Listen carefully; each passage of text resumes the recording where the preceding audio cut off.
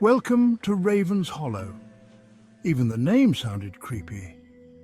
It was a small, isolated town nestled in the mountains. The town was known for its eerie silence and unsettling fog that seemed to linger. But most of all, it was known for the well house. The house stood on the edge of town, a haunting silhouette against the grey sky.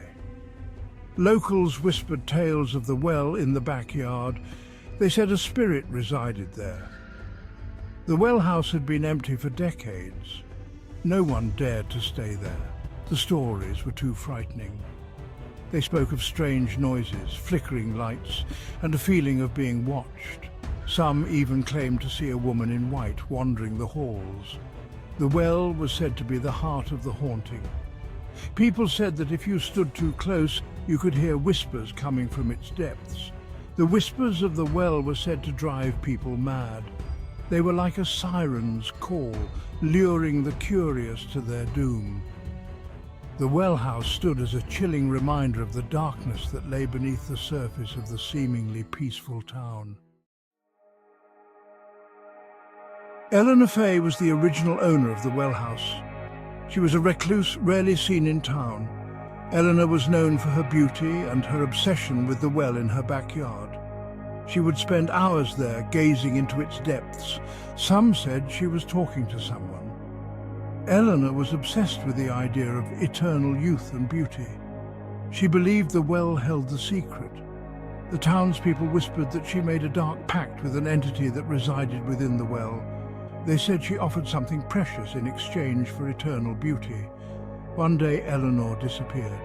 No trace of her was ever found. Some say she fell into the well, dragged down by the very entity she sought power from. Others believe she simply ran away, her desire for beauty leading her down a dark path. The truth of Eleanor's fate remained shrouded in mystery, but her presence lingered in the well house, a constant reminder of the price of obsession and the darkness that lay hidden beneath the surface. Years passed and the well house remained empty. That is, until Kyle and Jenna arrived. They were a young couple from the city, looking for a fresh start. They stumbled upon the charming town of Raven's Hollow and were immediately drawn to the well house's faded elegance. They were oblivious to its sinister reputation. The house was old and decrepit, but Kyle and Jenna saw potential. They were excited to restore it to its former glory. The townspeople, however, were horrified. They tried to warn the couple, but Kyle and Jenna dismissed the stories as mere superstition. "Every old house has a few creaks and groans," Kyle would say with a laugh. They were determined to make the well house their dream home. They spent their first few days unpacking boxes and planning renovations. The house felt strangely cold, even during the day. Jenna kept feeling like she was being watched. She brushed it off as nerves. They were in a new town, after all. It was only natural to feel a bit out of place. As the sun began to set, casting long shadows across the property, an uneasy feeling settled over Kyle and Jenna. The silence of the house seemed to amplify every creak of the floorboards and rustle of leaves outside the windows. They were starting to understand why the townspeople were so afraid of this place.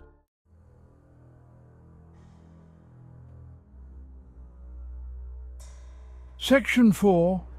Nightmares in the Well House. Their first night in the well house was a night they would never forget. The wind howled outside, rattling the windows. Jenna woke up in the middle of the night to a strange sound. It was a soft, childlike giggle. It seemed to be coming from the hallway just outside their bedroom door. Kyle dismissed it as a creaky house settling, but Jenna couldn't shake the feeling that something was wrong. She lay awake for hours, listening to every sound. Just when she was about to drift back to sleep, she heard it again. This time, it was clearer, and it was definitely coming from the well in the backyard. Driven by a morbid curiosity, Jenna woke Kyle up, and together they crept downstairs and out to the well. As they approached the well, the giggling grew louder, turning into a high-pitched shriek. Then, as quickly as it started, it stopped. Kyle peered into the well's dark depths. He saw something floating in the water. He leaned closer. It was a doll. He fished it out with a stick. It was a porcelain doll, dressed in a tattered white dress, but its eyes were what chilled him to the bone. They were wide open, staring up at him with a look of pure malice. Suddenly, the well was filled with dolls, all floating to the surface, their lifeless eyes staring up at Kyle and Jenna. Section 5. The Ghostly Rose. The next day, Kyle and Jenna tried to rationalize their terrifying experience. They told themselves it was just a prank by some local kids trying to scare them off. But deep down, they couldn't shake the feeling that something was truly wrong with the well house. That night, Jenna woke to a sweet floral scent. She opened her eyes and saw a single red rose on her nightstand. It wasn't there before. The rose was beautiful, its petals a deep velvety red. But there was something unsettling about it. It seemed to pulse with an unnatural energy. Suddenly the room grew ice cold. Jenna could feel a presence in the room with her. She turned slowly towards the source of the cold and saw her. A woman in a white gown stood at the foot of the bed. Her face was pale and gaunt, her eyes hollow and filled with a deep sadness. Jenna recognized her instantly from the portrait they had found in the attic. Eleanor Fay. Eleanor reached out a ghostly hand towards Jenna, the red rose clutched in her pale fingers. "It's mine," she whispered, her voice a mournful sigh. Jenna wanted to scream, to run, but she was frozen in fear.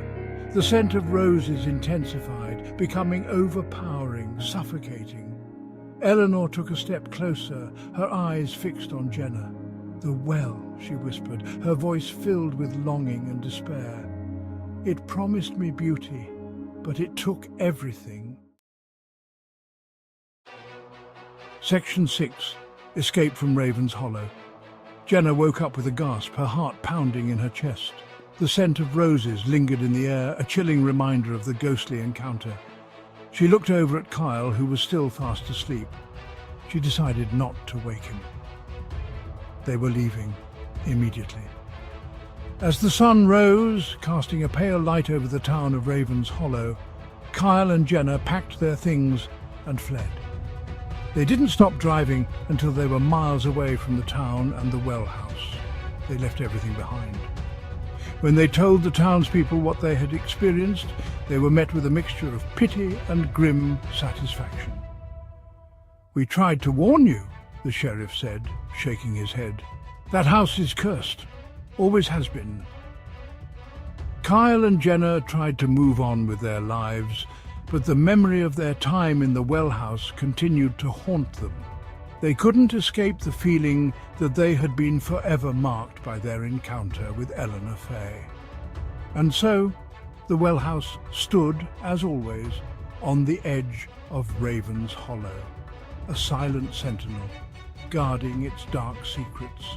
The townspeople whispered that the well still held Eleanor's spirit captive, forever bound to the place where she had made her Faustian bargain. And in the dead of night, if you listened closely, you could still hear her mournful whispers on the wind. "Beware the well.